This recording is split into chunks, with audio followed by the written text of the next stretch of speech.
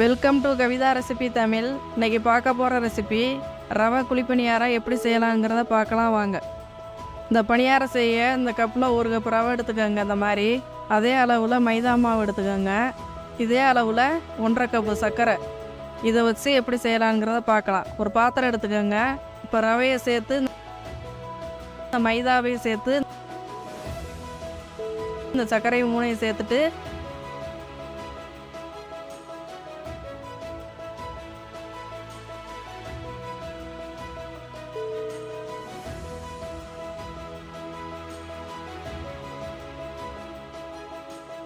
சுடுதண்ணியில் தான் எல்லாம் மிக்ஸ் பண்ணி ஒரு 20 நிமிஷம் நல்லா ஊற வைக்கணும். அந்த மாதிரி ஒன்றொன்னாக சேர்த்து இந்த மாதிரி கலந்து வச்சுக்கோங்க.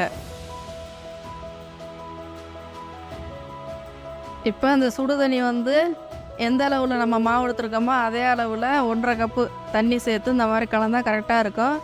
அப்படி தண்ணியாக இருந்தாலும் கெட்டியாக இருந்தாலும் நீங்கள் தண்ணி இல்லைன்னா ரவை சேர்த்து நல்லா கலந்துக்கோங்க. திரும்பவும் இந்த மாதிரி கலந்துட்டு 20 நிமிஷம் நல்லா மூடி போட்டு இந்த மாதிரி ஊற வச்சுக்கலாம். அப்போதே கொஞ்சம் நல்லாயிருக்கும். இப்போ 20 நிமிஷம் ஆயிடுச்சு. இப்போ இது கூட ஏலக்காய் பவுட்ரு நல்லா மிக்ஸ் பண்ணிக்கலாம். இது கூட சேர்த்துட்டு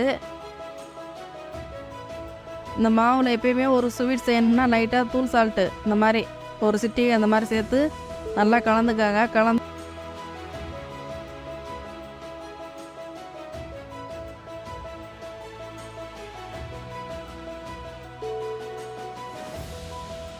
கலந்துட்டு இதை ஒரு டம்ளரில் ஊற்றி இப்போ பணியார சட்டி ஸ்டவ்வில் வச்சுட்டு நல்லா ஹீட் பண்ணிக்கோங்க. நல்லா சூடானதுக்கு பின்னாடி ஸ்டவ்வை லோ ஃப்ளேமில் வச்சுட்டு எண்ணெயோ நெய்யோ இதோட சேர்த்து கொஞ்சம் கொஞ்சமாக சேர்த்துக்கோங்க.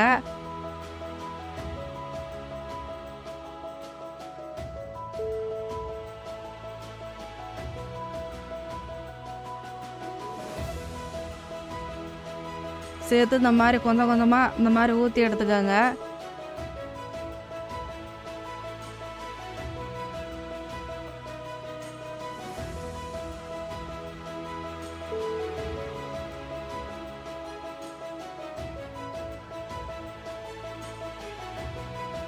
ஊற்றிட்டு ஒரு 2-3 நிமிஷம் அப்படி விட்டுறலாம்.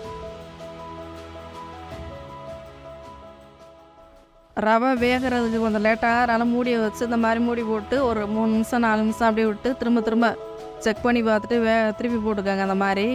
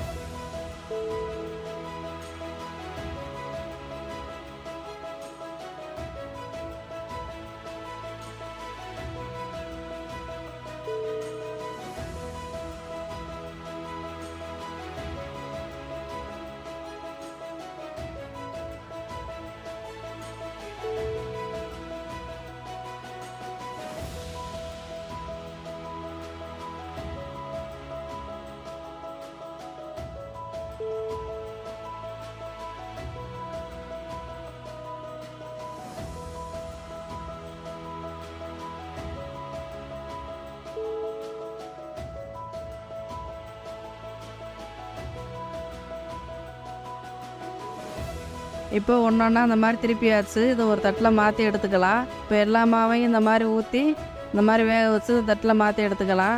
இப்போ ஒரு அருமையான ரவை குழிப்பணியாரம் ரெடி. நீங்களும் இது போல் செஞ்சு குழந்தைங்களுக்கு கொடுங்க.